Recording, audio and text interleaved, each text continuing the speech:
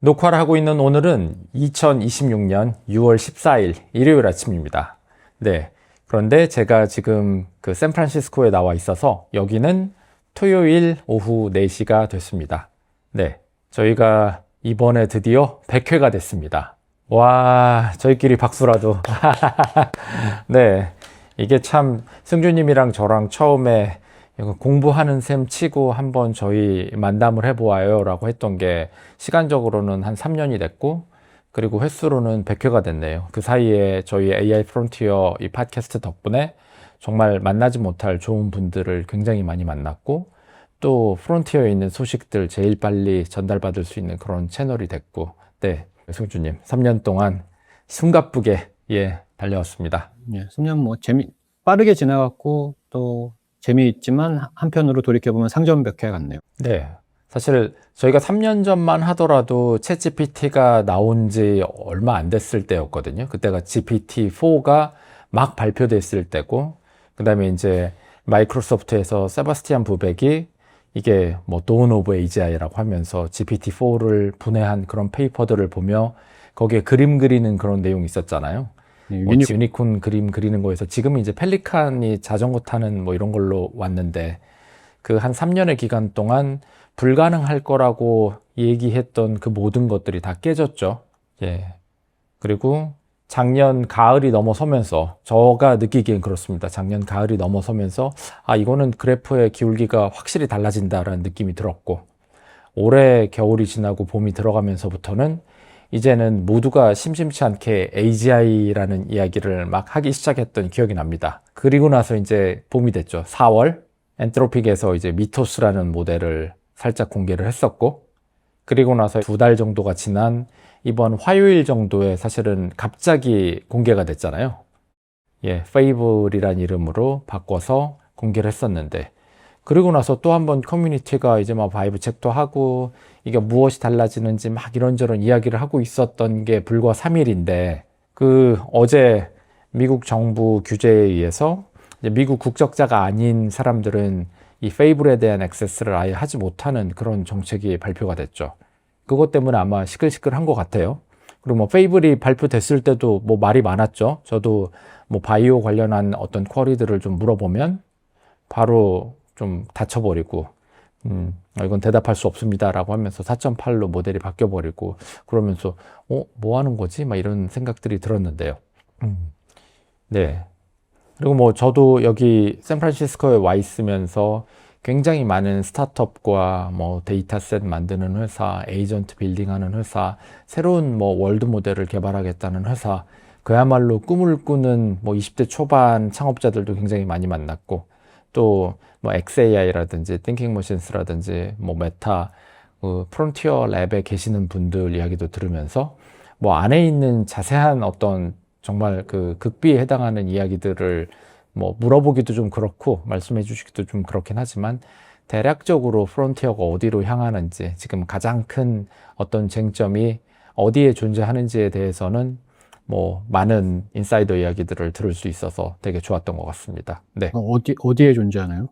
뭐 일단 이 AGI 경쟁에 대해서 이건 안 될 거다라고 하는 건 당연히 없을 거고요. 네, 당연히 될 거다라고 하는데, 그 부분이 핵심적인 쟁점은 어디에 있을 것이냐? 당연히 스케일에 증가하는 부분에 있을 것 같아요. 그래서 스케일을 더더욱 증가했을 때 어떤 일이 일어나는지에 대해서 그런 뭐 인프라스트럭처라든지 그것과 관련된 것들은 이건 뭐 생각할 필요가 없이 스케일 증가가 우리를 다음 곳으로 데려다 줄 것이다 라는 거에 대한 믿음은 뭐 확실히 있는 것 같고, 모델의 크기를 키우고 그에 걸맞는 인프라스트럭처를 가지면서 하다 보면 자연스럽게 데이터셋이 더 필요하게 되는데, 프리트레인과 관련한 데이터셋은 물론 프리트레인 관련해서도 끊임없는 이 퀄리티 증가가 이루어져야 되니까, 그 관련해서 연구를 하시는 뭐 스탠포드의 대학원생이라든지 뭐 퍼시 리앙 교수님 연구실에 계시는 그런 학생이라든지 이런 분 통해서 어떻게 그 뭐 빌리언 사이즈보다 작은 모델을 통해서 프리트레인 데이터셋을 훨씬 품질을 높일 수 있는지, 그것 때문에 어느 정도 모델의 성능 증가가 있는지 이런 것들은 볼 수 있는데, 이건 그야말로 이제 연구나 혹은 프론티어가 아닌 저 뒤에서 리서치 사이드의 이런 일들에서 좀 주제를 잡고 있는 부분인 것 같고, 프론티어 사이드는 뭐 너무나도 당연하겠지만은 포스트 트레이닝이에요. 예, 포스트 트레인을 하기 위해서 얼마나 많은 데이터셋이 더 필요한지, 그 데이터셋을 제너레이트 하는 부분들에 대해서도 그걸 공급하는 회사들이 얼마나 호황인지에 대한 그런 이야기들도 있고, 그리고 그 프리트레인 인프라스트럭처 자체가 이거는 프리트레인과는 좀 다르잖아요. 그 과정 하나하나에 사실은 인퍼런스를 다 하면서 그 과정의 결과를 이제 매기는 부분이니까. 네. 거기에 어마어마한 이 엔지니어링 챌린지들이 있더라고요. 인퍼런스도 돌리면서 이 트레이닝 루프도 돌아야 되니까, 또 과정들이 다 같이 끝나지도 않고, 그럼 끝나지 않은 것들을 배치로 모아서 트레이닝 뭐죠? 그 로스 다시 매기고, 조금 더 나중에 끝나는 거 모아서 로스 매기고, 뭐 그거 관련한 인프라가 얼마나 진전하고 있는지 그런 자세한 이야기들을 들었는데, 사실은 뭐 그런 부분들에 대해서 제가 여기에 막 누구는 어떻게 한다, 누구는 어떻게 한다라고 말씀을 드릴 수는 없을 것 같아요. 그런데 핵심은 포스트 트레인의 엔지니어링 인프라, 그다음에 거기에 데이터셋의 공급, 그리고 그 데이터셋 자체가 뭐 이런 것 같아요. 예를 들면은 뭐 파이낸스 쪽에 데이터가 있다고 하더라도, 파이낸스도 뭐 인베스트먼트 뱅킹을 하는 것부터 세무 처리하는 것부터 그냥 단순한 어떤 그 저희 뭐 개인적인 어떤 파이낸스 업무를 하는 것까지 굉장히 다양한 타스크가 있는데, 그 타스크들도 데이터셋을 하나씩 다 세분화하면서 막 만들어 가고 있는 것 같아요. 예. 그리고 뭐 이제 모델의 스케일이 더 커지다 보면은 너무나 자연스럽게 데이터셋의 양이 많아져야 되니까, 뭐 이야기인 즉슨 우리가 진짜 세상에 존재하는 모든 그런 도메인이나 그 직업, 전문가 이런 것들에 대해서 그 케이스 바이 케이스의 데이터셋을 전부 다 제너레이터하고 걔를 그냥 모델에 학습시켜 나가는 그 과정을 계속 돌고 있다라는 생각이 들어요. 근데 그걸 하면 할수록 사실은 벤치마크들이 증가하니까, 네. 그래서 모든 프론티어 랩들이 그 기계적으로 그런 것들을 막 돌리는 과정에 있고, 그리고 뭐 메타나 이런 데서는 아무래도 지금 뭐 엔트로픽이라든지 오픈 AI에 비해서는 살짝 뒤떨어져 있으니까 걔를 건너뛰기 위해서 어떤 추가적인 노력을 하고 있는지 막 이런 것들이 굉장히 재밌었습니다. 핵심은 포스트 트레인에 있다. 스케일 증가와 포스트 트레인에 있고, 포스트 트레인의 인프라와 거기에 상응하는 데이터셋, 이 부분에 경쟁의 큰 축이 존재한다라는 게 이제 하나고, 그리고 나서 이제 이거는 LLM, 저희가 아는 그 라지 스케일 랭귀지 모델에 관련된 이야기들이고, 이게 아닌 다른 영역은 저희가 이미 많이 얘기를 했었죠. 그 다른 도메인들, 그냥 LLM이 아닌 다른 도메인들에 대한 관심사와 거기에 대해서 어떻게 그걸 하면 된다라는 거에 대한 일종의 플레이북이 서고 있는 것 같아요. 그래서 뭐 바이올로지라든지 뭐 저희 피어리아딕 랩스 때 얘기도 많이 했는데, 뭐 그런 머티리얼 사이언스 뭐 이런 부분들, 특히 저는 이제 바이오 사이드에 관심이 많으니까 그런 쪽에서 어떤 일들이 일어나고 뭘 중점으로 보고 있는지 뭐 이런 얘기들 많이 들었습니다. 각성의 시간이 되셨나요? 가신 이유가 있었을 거 아니에요? 네, 그렇죠. 예, 저는 제가 타겟하고 있는 비즈니스가 있는데, 이 비즈니스를 리딩하고 있는 몇 개의 그 프론티어 스타트업들이 있어요. 그래서 이제 그 프론티어 스타트업들에 계신 분들을 좀 이렇게 뭐 인맥 동원해서 이렇게 저렇게 찾아서 만나면서, 네. 근데 뭐 생각보다 다들 젊어요. 네.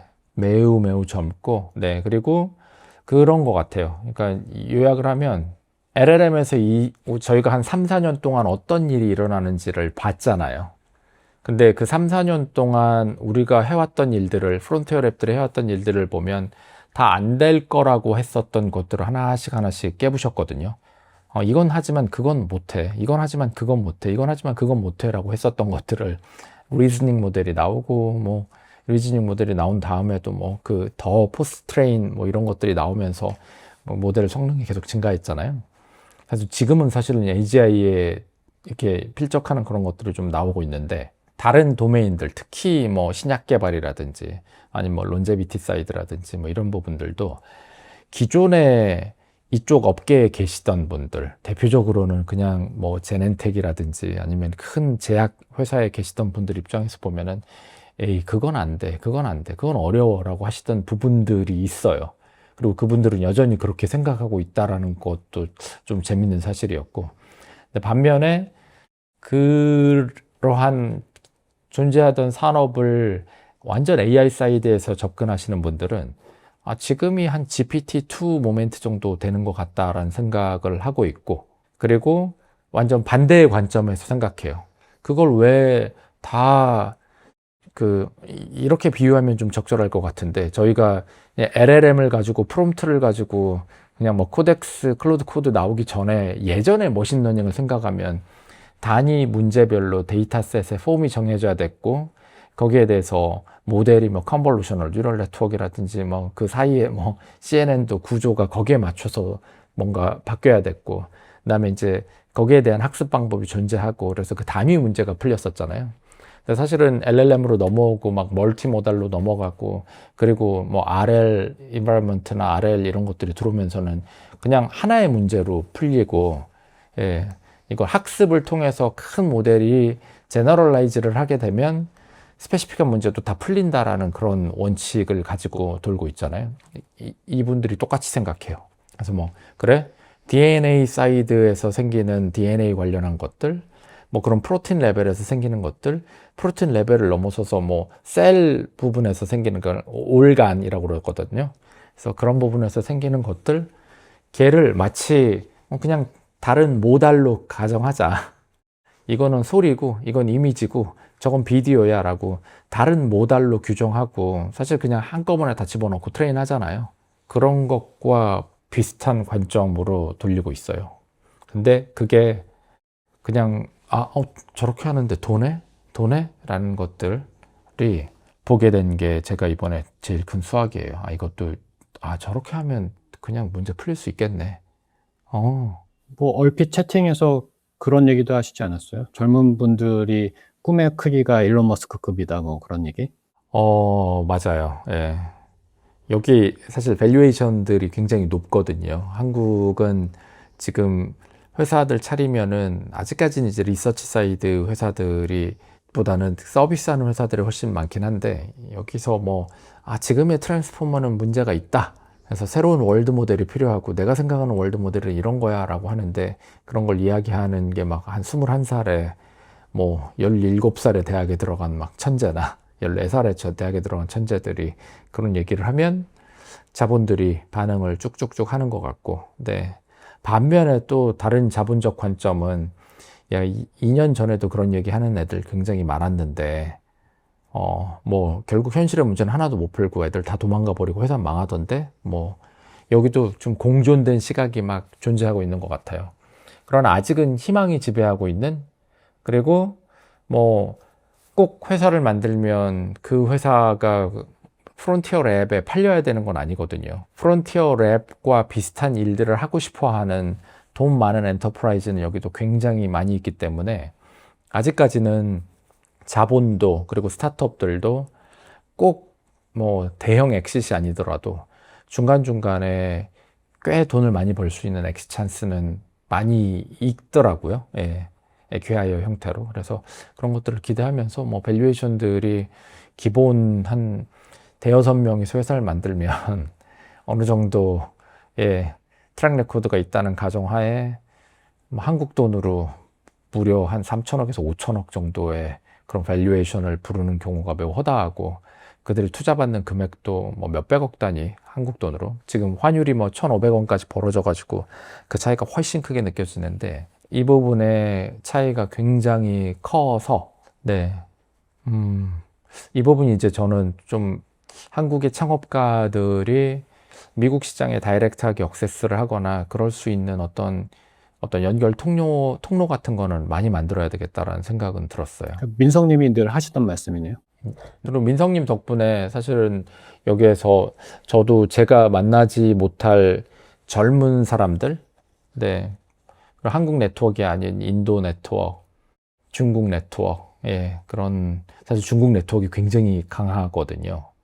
그래서 프론티어 랩에 계신 분들도 중국인들이 많고, 그래서 그분들이 또 의외로 알려주시는 것들도 많아서, 예, 뭐 소개는 할 수는 없지만 현재 프론티어가 어디쯤에 있다, 그다음에 각 회사들의 상황들이 어떻다라는 것들에 대해서는 네, 많은 정보를 얻었죠. 그 부분은 제가 승주님 한국에 돌아가면 사석에서 한번 싹 다 풀어드리겠습니다. 그러면은 이제 슬슬 저희가 약간 2주 만에 하는 거라, 야, 입이 좀 풀린 상태에서 한번 뉴스를 한번 돌아볼까요? 네, 뭐 아무래도 미토스, 페이블 얘기를 할 수밖에 없겠죠? 그래서 아까 뭐 정선님이 서두에 풀어주셨듯이 이게 기습적으로 발표가 되고 오퍼스 4.8이 5월 28일인가 뭐 그 정도에 나왔던 것 같은데, 저희가 그 이슈 얘기하고서는 이제 뭐 수주에 나올 거다 했는데 이게 2주가 안 된 12일 만에 나왔고, 페이블 5가 나왔는데 나온 이유는 우리가 세이프가드를 만들었다. 그래서 아까 정선생님이 말씀해 주셨던 것처럼 되게 광범위하게 뭐 보안에 관련된 거나 생물학에 관련된 기계적으로 앞단에서 차단을 하는 것 같더라고요. 그게 안 넘어가고, 그렇기 때문에 미토스를 페이블로 포장을 해서 이제 배포를 한다 였고, 3일을 건너뛰어서 어제의 상황을 보면은, 그런데 아마도 아마존 쪽에 어떤 개발자분이 제이브레이크를 한 거를 이제 국가에다가 좀 알리고, 뭐 어떻게 이제 정확한 스토리는 저도 모르는데, 그게 일단은 수출 통제를 하는 쪽으로 결정을 되게 급박하게 내는 거로 이어졌던 것 같습니다. 페이블 5가 나왔고, 그 이런저런 일들을 좀 탐색을 해봤는데요. 일단 이름이 재밌어요. 미토스가 신화였잖아요.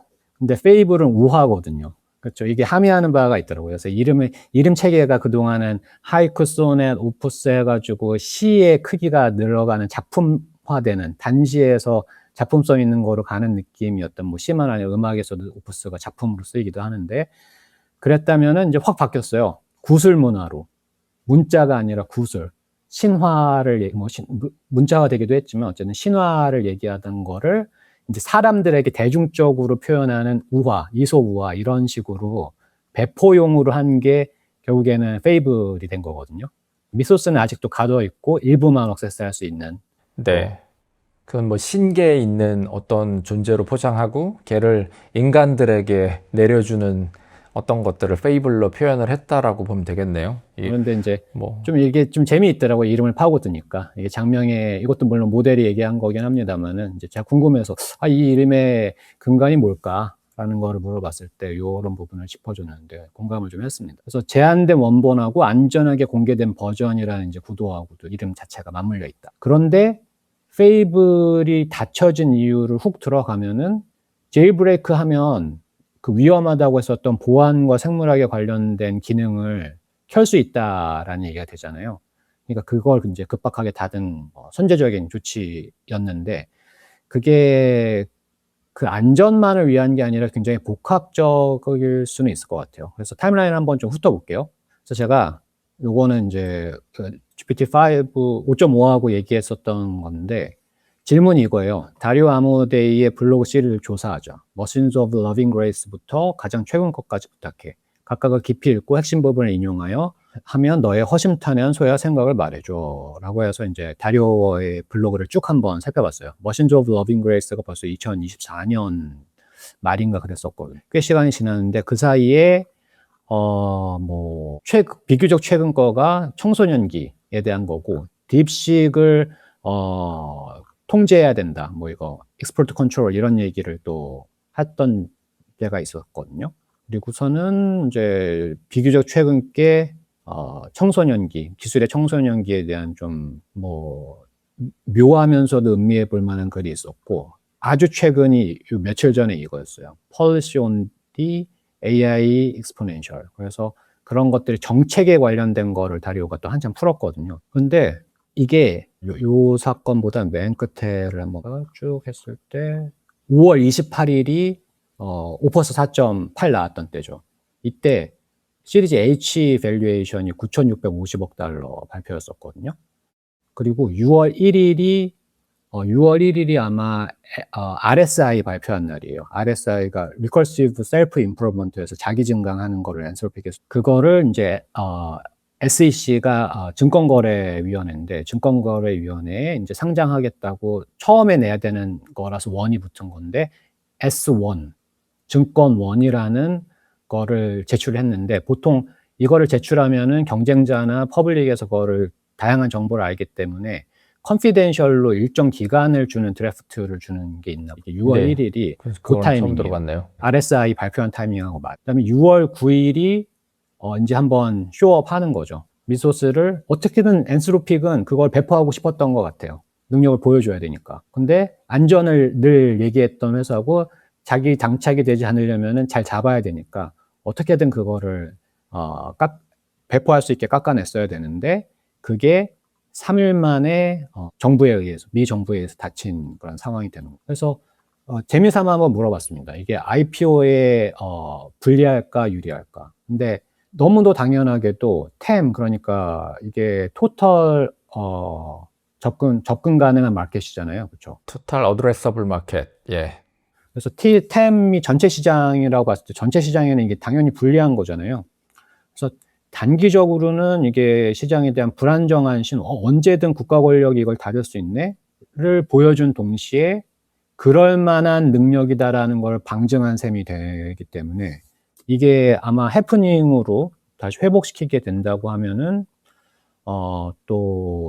지금 아직 그 오픈 AI가 5.6을 못 내고 있는 상황에서 근데 타이밍상 요 RSI에 해당하는 거의 기시감이 그거잖아요. 작년 10월 말에 10월 30일에 야쿠 파초스키가 그 얘기를 했었죠. 샘 얼트만하고 저희 도망자 연합의 계기가 됐던 그 뭐 AI 26년 8월 예, 타임라인. 그쵸. 하여튼 그 즈음에 쯤에는 AI 연구자 인턴을 내고 2028년에는 완전 자율주행한 AI 연구자 공헌을 했었는데 그것도 자기 증강형이었어. 근데 지금 그런 것들이 맞아 돌아가고 안드레 카파시가 한 달 전쯤에 엔트로픽에 들어가면서 그게 프리트레이닝 팀에 들어갔거든요. 그래서 뭐 미약하긴 할 수 있지만 어쨌든 오토 리서치 하던 사람이 이제 거기 들어갔던 얘기가 이게 좀 맞아떨어지는 국면들이. 근데 그런 거가 지금 뭐 사람들이 많이 얘기하듯이 이거 다 IPO 맥싱 아니냐. 최대한 밸류에이션을 높이려는 전략 아니냐. 어쨌든 저도 공감하는 부분은 지금은 이제 이게 전략자산급으로 공인됐다. 의 느낌이거든요. AGI의 문제가 아니라 AGI라는 말은 좀 가끔 좀 요새 희미해지는데 왜냐하면은 들쭉날쭉해서 너무 잘하는 영역들이 있고 여전히 투자를 안 하는 영역들이 있는 것 같긴 해요. 그래서 들쭉날쭉함은 있지만 어떤 부분에 대해서는 굉장히 잘하고 이번에 페이블 3일 써놓고 사람들이 벌써 그리워하는 경우가 있거든요. 두 가지 반응을 읽었는데 수학체감 이거 뭐가 더 좋은지 모르겠다. 오퍼스보다 라는 말을 하는 분들이 있는가 하면 이거는 뭐 돈을 내고 써야 된다. 벌써부터들 이거 의미 있는 것 같다라고 얘기하시는 분들이 좀 또 타임라인에 꽤 보이더라고요. 네, 거기에 뭐라고 그래야 될까요? 수학 체감이 안 되시는 분들은 오퍼스 4.8의 바운더리 이상으로는 안 나가도 되는 그런 섹터에 있을 수도 있죠. 네. 그게 나쁘다는 게 아니라 그 정도에서 하면은 그 행복한 포인트에 있을 수 있는 거죠. 돈도 절감하고. 네. 사람마다 이거는 다를 수밖에 없는 거라서 누군가의 시각을 그냥 일반화해서 읽을 수는 없는 것 같습니다. 근데 확실하게 이 모델 자체의 성능이 뭐 얼마 좋다, 저희가 뭐 벤치마크도 거의 의미가 없는 이런 수준이나 지금 시절을 살고 있기 때문에 뭐 2배 좋다, 3배 좋다 얘기할 수는 없는데 뭔가 프론티어 연구를 하고 있었던 특히 사이버 시큐리티라든지 아니면 뭐 바이올로지라든지 이런 쪽에 최선의 연구를 하고 있으셨던 분들 입장에서는 확 어떤 체감적으로 좋다라고 느끼던 부분들이 있었거든요. 못하던 일들을 해냈고.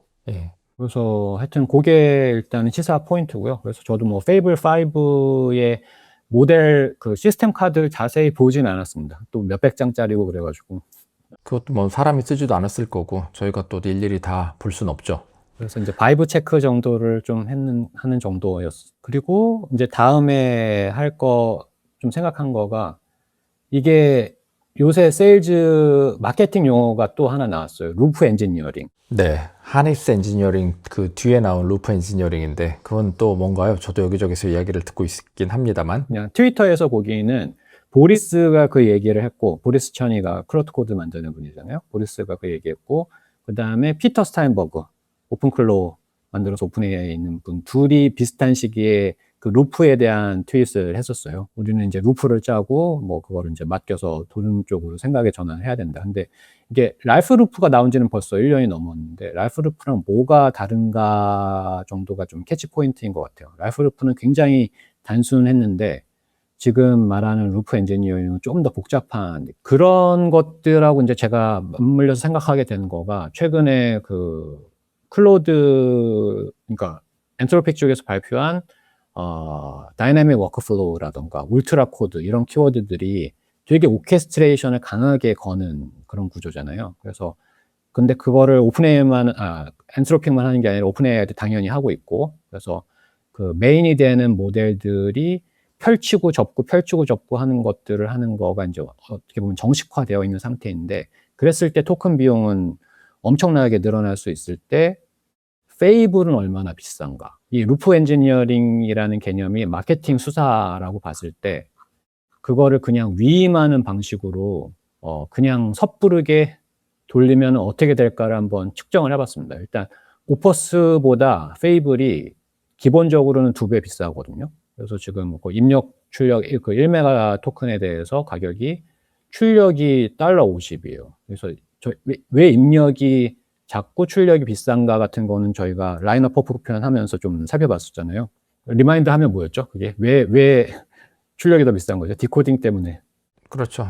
디코딩은 한 스텝 한 스텝 돌아야 되는데 입력 같은 경우는 프리필을 한 번에 배치를 빵 때려버릴 수 있으니 사실은 저 1대5 가격 차이가 나는 것보다 훨씬 이론상은 많이 나야 되는데, 네, 뭐 그냥 퉁을 친 것 같고 서로 이렇게 카피를 하면서 가격 체계를 만들고 있는 것 같아요. 그리고 그 가격이 거꾸로 역산하는 근거가 된다는 게 이제 두아케시 편에서의 인사이트였었잖아요. 그래서 지금 5에서 25. 그냥 단순 생각하면은 4.8보다도 2배인가? 4.8이 뭐 5T급 모델이라고 했을 때는 그러면은 10T급이라는 거를 그냥 막연하게 생각해 볼 수는 있겠죠. 이거는 잘은 모르겠어요. 4.8이 몇 T고 좀 미터스가 몇 T인지에 대해서는 뭐 전혀 모르죠. 네, 저희는 밖에서 오픈소스 모델, 저희가 그냥 현실적으로 스타트업 입장에서 트레이닝 한다라고 하면은 3에서 50빌리언 정도가 맥스일 것 같고, 사실은 100빌리언만 넘어서도 이거는 굉장히 단위가 뛰거든요. 500빌리언? 훨씬 뛰죠. 네. 근데 이제 프론티어 랩들이 쓰던 오퍼스나 뭐 프로 이런 급들이 1 to 2 트릴리언 급이다라고들은 얘기는 해요. 예. 다들 컨펌은 안 해주지만 그냥 대략 이쉬 하면서 그렇게 얘기하죠. GPT-4 때부터가 2 정도가 나왔었잖아요. 그렇죠. 네. 근데 이제 미토스는 뭐 10 트릴리언이라고 하니까 사실은 뭐 5배 정도의 차이가 나는 건데, 그 5배 차이인데 가격 차이는 저 정도 나는 거면은 뭐 여러 가지 의미가 있겠죠. 저도 제가 팩트를 알고 있는 건 아니어서 저걸 막 그 가정을 깔고 해석하는 게 근데 무의미하고요. 두아케시의 그 해석을 따르면 원가 근처라는 거죠. 왜냐하면 지금 경쟁의 상황이다 보니까 여기서 크게 마진을 남기는 것은 아닐 것이다가 이제 두아케시 추측이긴 했었는데, 어쨌든 가격을 분포를 보면 4.8이 입력 100만 토큰 대비 $5, 출력 $25. 근데 2배, $10, $50. 그래서 지금 최고 비싸긴 하거든요. 그렇죠. 엔트로픽이 제일 비싸죠. 지금 거의 3.5 플래시도 가격이 꽤 올라오긴 했는데, 어쨌든 입력만 봤을 때는 거의 5배, 출력도 5배, 그런 5배 정도 가격이네요. 플래시하고 3.5 플래시하고. 그렇죠. 그래서 이걸 가지고서는 생각해 볼 수 있는지 이제 저희가 누누이 말씀을 드리긴 하지만 왜 굳이 이런 걸 알아야 되는가? 왜 알아야 되나요? 그렇죠. 근데 엔트로픽이 이런 무리수를 두고 있는 것도 참 대단한 일이긴 해요. 사실은 구글은 TPU나 엔비디아 정도로 딱 통일돼 있고, 아마 오픈AI 진영 역시 그 엔비디아 GPU 계열로 인프라가 다 통일돼 있을 텐데, 엔트로픽 같은 경우에는 진짜 구글 거 TPU도 쓰고, 저기 아마존 가서 트레이늄도 쓰고, 그다음에 저기 엔비디아도 쓰고, 근데 이런 것들이 전선이 넓혀져 있는 게 좋지만은 않거든요. 인퍼런스만 별도로 보면은 뭐 그래 그럴 수 있지라고 하지만, 트레이닝 과정에서 보면 이게 그 트레이닝 과정에 아까도 말씀드렸듯이 대부분의 병목이나 그냥 큰 어떤 그 차별화 포인트가 다 포스트 트레인에 존재하는데, 얘가 그냥 플랫폼이 하나로 확 통일돼 있는 거에 강점이 분명히 있거든요.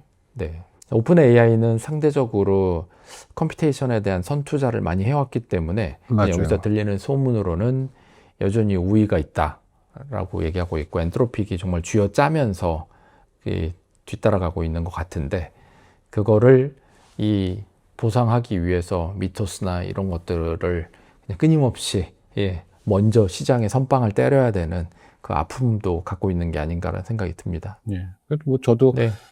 그 공감하는 부분이 있고, 그다음에 이런 숫자들을 그래도 좀 체화하려고, 저도 숫자가 편하진 않은데 하려고 하는 거는 겁먹지를 좀 않게 되는 것 같아요. 대충 추산을 하면 이게 뭔가 이유가 있구나. 막연히 뭐가 거대한 모델이 나와서 나를 압도하고 뭐 우리를 압도하고가 아니라 이게 뭔가 다 근거가 있는 것이 가격 근처나 이런 모델의 숫자 관련된 근처에 좀 해석의 여지가 있어서 좀 살펴보게 되는 것 같아요. 그래서 아까 같은 루프 엔지니어링을 했을 때 이제 일단은 6월 22일까지 페이블을 한시적으로 열기로 했었잖아요. 이것도 계속이 아니었었어요. 6월 22일까지 하고서는 이거를 구독 모델에 포함할지 계속 종량제로 갈지를 이제 간을 보려고 했었던 건데 정부의 어떤 제재를 받은 거잖아요.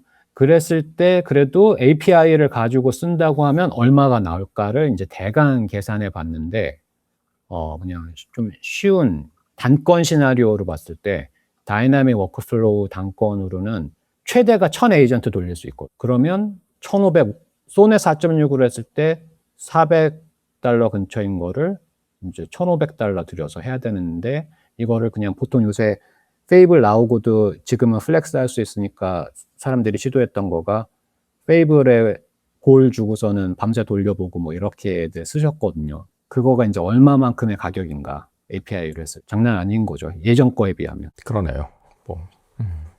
그래도 여기서도 보면 2배네요. 오퍼스 4.8에. 그쵸. 근데 어쨌든 그 루프 엔지니어링이 그런 거를 넣지 않는다는 거죠. 사용을 많이 쓰게 하는 것. 그래서 그런 흐름들이 있다. 이거는 계속될 트렌드 아닐까요?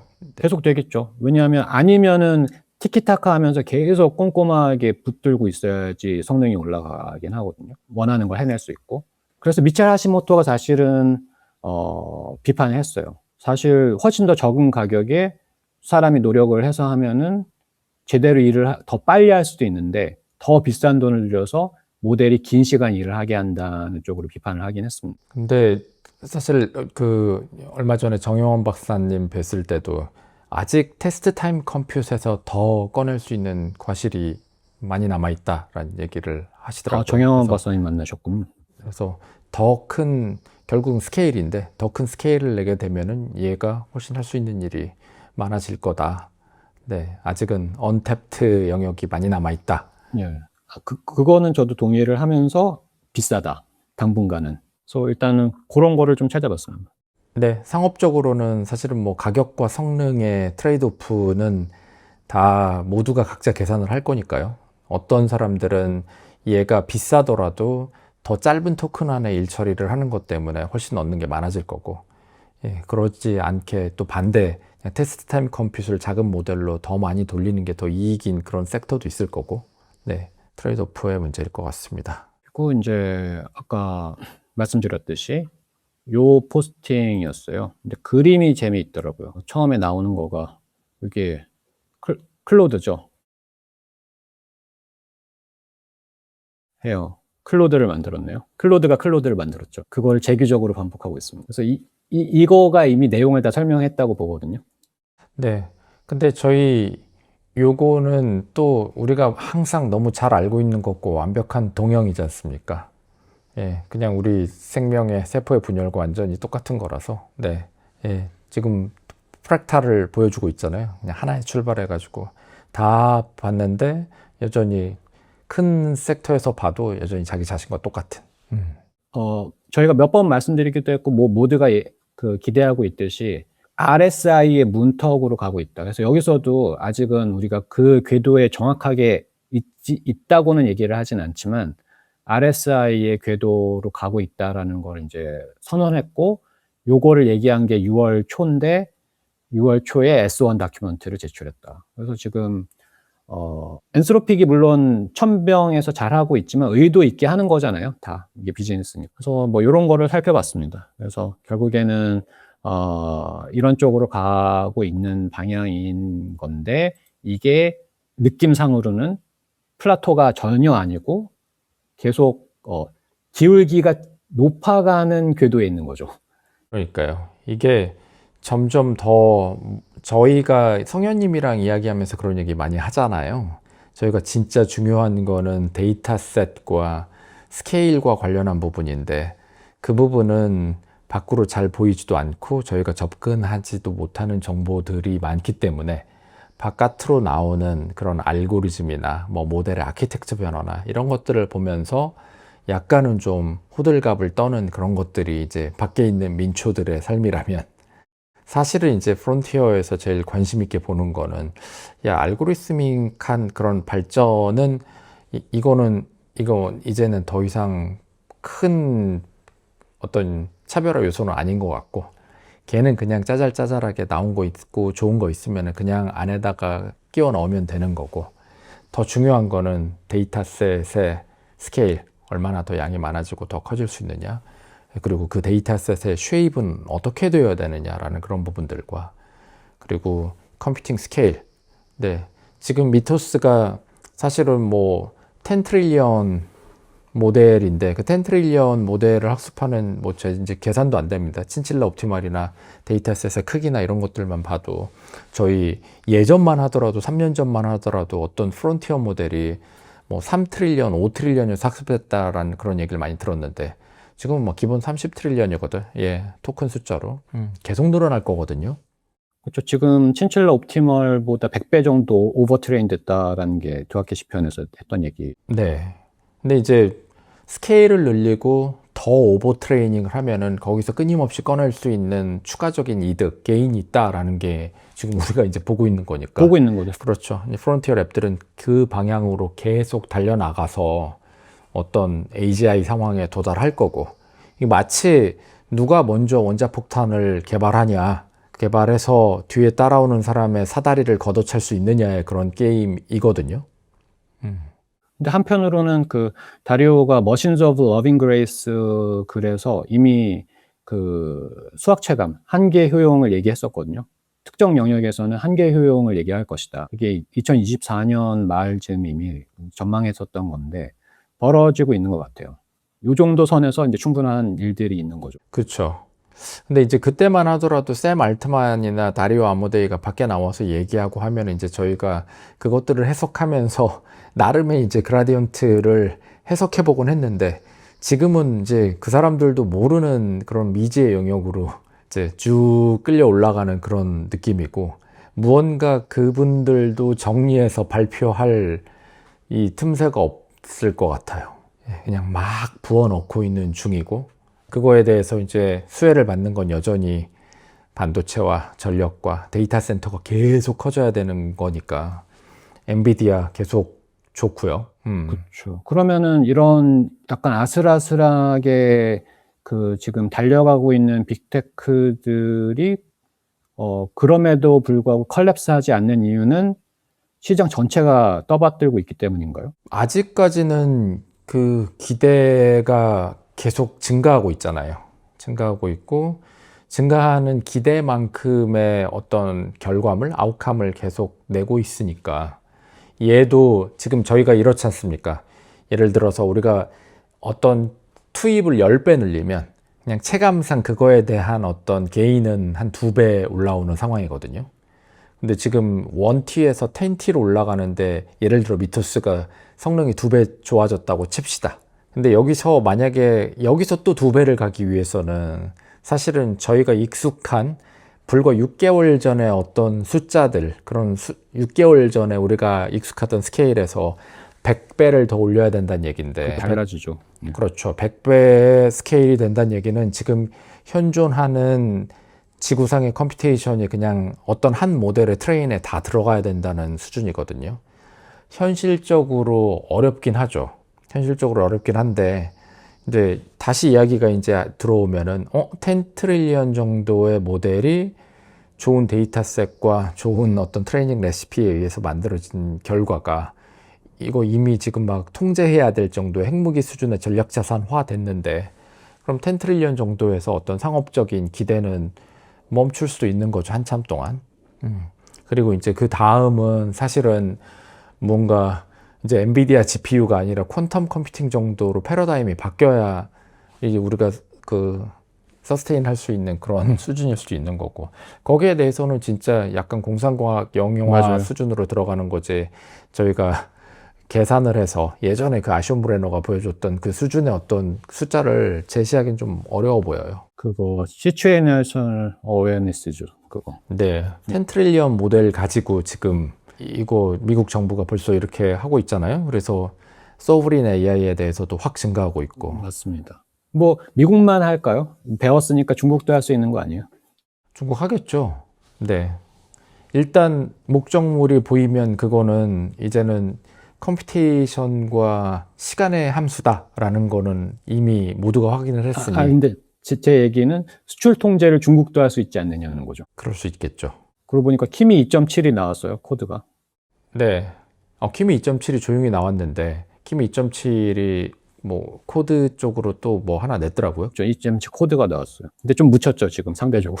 근데 미국과 중국은 나름의 또 치킨 게임이고 약간의 그 죄수의 딜레마가 동작하고 있기 때문에 미국이 저렇게 전략자산화하고 통제하면 중국은 그것들을 풀면서 미국이 아닌 다른 나라를 다 또 껴안을 수 있는 그런 거고 미국과 중국이 둘 다 막는다라고 하면은 사실은 뭐 한국에도 이 기회가 있는 거고 기회가 오는 거죠. 그렇죠. 예, 모두가 달나라에 로켓을 보내야 되는 그야말로 진짜 온 나라가 그냥 꿈을 향해 달리는 그런 미친 장사가 펼쳐질 수도 있는 거죠. 나쁘냐? 나쁘지 않죠. 좋죠. 지금 독자 파운데이션 모델 쪽에서는 뭐 그냥 짐작하건데 좋은 이슈일 수 있을 것 같아요. 8월 초가 아마 2차 심사였던 거. 그렇죠. 네. 거기에 대해서도 이제 저희가 또 한번 들여다볼 시기가 당연히 올 텐데 뭐 업스테이지가 100빌리언 모델 내놨었고 SK텔레콤이 500빌리언 모델 내놨었고 그리고 이제 장세가 이렇게 돌아가고 국가적인 차원에서도 또 자원들을 떨어뜨릴 준비를 하고 있으니 뭐 텔레콤 입장이나 아니면 뭐 업스테이지 입장이나 혹은 다른 스타트업 입장에서나 네, 뭐 크고 작은 프론티어 모델들을 향해 달릴 인센티브는 사실은 충분한 거죠. 네, 지금 돈보다 기회와 어떤 그런 미래에 대한 그 준비, 퓨처 레디니스라고 해야 되나요? 퓨처 레디니스가 지금 돈보다 더 소중한 자산이 되어 있거든요. 돈이 오히려 더 흔한 시기죠. 그래서 뭐 하여튼 이런 걸 좀 살펴보고 제가 그 역사에서 그 인간의 인간적 활용이라고 노버트 위너가 1950년에 쓰고 그 다음에 계속 개정판을 낸 유명한 책이 있어요. 번역서도 있는데 지금 절판 상태이긴 합니다만 요거가 떠오르는 국면들이 있습니다. 이게 그 자동화 사회에서 인간의 인간적 활용은 무엇이 되어야 될까 같은 것들을 좀 얘기하는 명절인데 뭐 지금 자세히 말씀드리기보다는 그게 하나 떠올랐고요. 그걸 말씀드리는 이유는 페이블 5 바이브 체크를 저도 나름 해보긴 했거든요. 뭐 며칠 몇 번 못 써봤지만 그랬을 때 그냥 감상 같은 거를 좀 공유드리고 싶은데 이제 제가 그동안 몇 번 읽어왔고 내용이 좋아서 옮겨 적어놓은 글들이 몇 개 있어요. 근데 그거를 좀 입력을 하고 교육에 관련된 글인데 그거를 페이블하고 좀 얘기를 나눠봤습니다. 그리고서는 이게 재미있는 거가 두 개의 세션인데 하나는 이야기 나누는 세션이고 하나는 그 이야기 나눈 거를 다시 돌아보는 세션이었어요. 그런데 그 이야기 나누면서 모델이 저를 추켜 세우는 부분이 있다고 개인적으로 느꼈거든요. 근데 그 부분을 다른 세션에서 되게 잘 짚었어요. 그러니까 아첨과 성찰 능력 자체를 조망하는 거를 클로드 계열이 원래 그거를 좀 잘했는데 되게 잘하더라고요, 페이블이. 그래서 그게 좀 인상에 좀 남아서 이제 글을 좀 정리해 놓은 게 있고. 근데 그러면서 제가 이제 두아케시 편을 하면서 느꼈던 거가 저번 세션에도 소개 드렸지만 이게 생성형 인지 저하가 된다. 그래서 뭐 플래시 카드도 만들어 보고 내가 어떻게든 좀 캐치해 내려고 하는 것들을 만들기 위해서 더 읽어볼 거리들을 찾았거든요. 그래서 모델이 해준 책이 있었어요. 근데 여러 개를 추천했지만 그 중에 그걸 다 다룰 수는 없으니까 제가 딱 마음에 드는 한 권을 사서 그 책의 프롤로그를 페이블 5와 읽었는데 그 경험이 상당히 흥미로웠습니다. 이게 이제 자세히 공유드리지 못한 이유는 이게 현재 일어나고 있는 아마 트렌드일 것 같은데 너무 좁은 영역에 대해서 얘기를 하다 보니까 생경한 용어들이 점철돼 있고 해서 이거를 다른 분들한테 공유하기가 갈수록 어려워지는 느낌이죠. 공부를 좀 하려고 하다 보면 좁은 영역을 파게 되지 않습니까?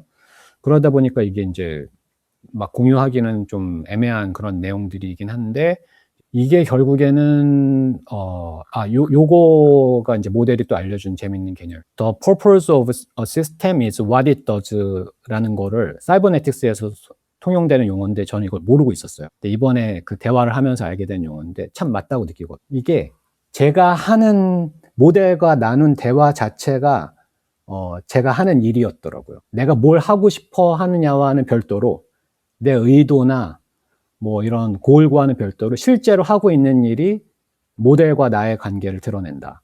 그래서 저는 요 페이블 5와 대화를 나누면서 드는 생각은 나는 생산적인 어떤 실용적인 거를 뭐 코드를 생산하는 것도 하긴 하지만 이렇게 좀 뭔가를 꽂힌 거를 파고드는 거를 즐기는 사람이구나를 재인하게 되는 계기였거든요. 그래서 이게 되게 맞구나. 그래서 그걸 거꾸로 이제 전이시켜 보면은 모델과의 대화를 한번 돌아보는 거예요. 뭘 그동안 내가 모델들과 대화를 나눠. 그게 그 사람이 모델을 쓰는 당연하게도 방향성이거든요. 그래서 어떤 사람은 굉장히 실용적인 거, 코드를 생산하고 자신의 어떤 일에 쓰는데 몰입을 하고 실용적인 측면이 있고, 어떤 사람은 좀 호기심을 탐구하는 성향이 있을 수도 있고 한데, 그게 그 모델과의 자신과의 관계를 통해서 드러난다. 그거를 좀 알아차려 보는 계기가 이제 페이블 5와 대화를 나누면서 좀, 그리고 탁월한 부분이 있었어요. 어떤 부분에서는. 맞아요. 저는 사실 출장 중이고 하도 사이사이 미팅이 많아가지고 이번에 이 페이블 5가 발표된 이후에 앉아서 각 잡고 써볼 시간이 없었거든요. 그래서 전혀 감이 없는데 이제 뭐 써볼 수 없게 됐네요. 근데 저는 해프닝에 불과할 거라고는 이제 막연히 생각하고 있긴 한데요.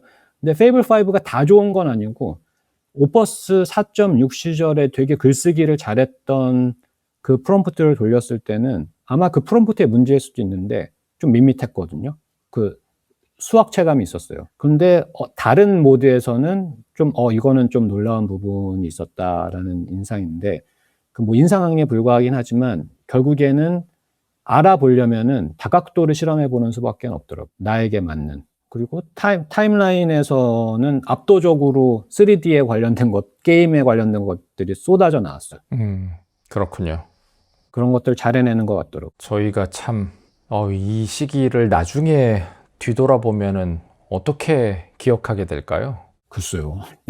내년 이맘때쯤에, 4주년 즈음에 또 생각을 해봐야 되지 않을까.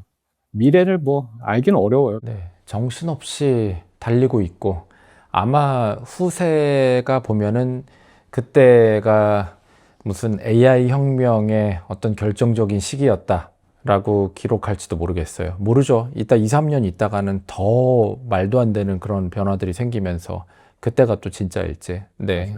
작년 6월 14일 오늘, 그러니까 어제 발생한 일을 그때 가서 거꾸로 돌아서 얘기해 준다면은 믿었을라나요? 수출 통제가 됐다. 작년 7월에 뭘 하고 있었는지 전혀 기억이 안 납니다. 5월이 클로드 코드 이슈였어요. 2월에 클로드 코드 나오고 5월이 클로드 코드 가지고 이렇게 쓰는 거구나를 커뮤니티가 알아갈 타이밍이라서 6월도 그 연장선이었거든요. 지금 그 사이가 어마어마해요. 뭐라고 말을 할 수가 없네요, 진짜. 맞아요. 제가 작년 3, 4월 기억하는 게 3.7, 소넷 3.7 뭐 막 이런 거 나올 때였고, 클로드 코드가 2월에 나왔으니까요, 작년. 5월, 6월이 이제 커뮤니티가 클로드 코드란 무엇인가 이런 걸 쓰는 게 이제 막 유튜브에 조금씩 나올 때였고, 그랬죠. 네. 그리고 나서 1년이 흘렀는데, 이거 격세지감이네요. 그 사이에 소라 뭐 이런 것도 나왔었고, 코덱스가 헛발질하다가 엔트로픽이 작년 가을부터 클로드 코드에 어떤 버프를 받아서 쭉 회사 가치를 올렸고, 네. 6월 초면은 구글 I.O. 끝난 뒤에 한 달 뒤라서 2.5가 아직 핫했을 때요. 제미나이 2.5 가지고 많은 걸 할 수 있다. 근데 저 뭐 그냥 사소한 거지만 최근에 그 마인크래프트 에이전트 개발하면서 러스트를 쓰기 시작했거든요. 제가 쓰는 게 아니지만 에이전트가 너무 쓰고 있습니까? 너무 잘 네. 되더라고요.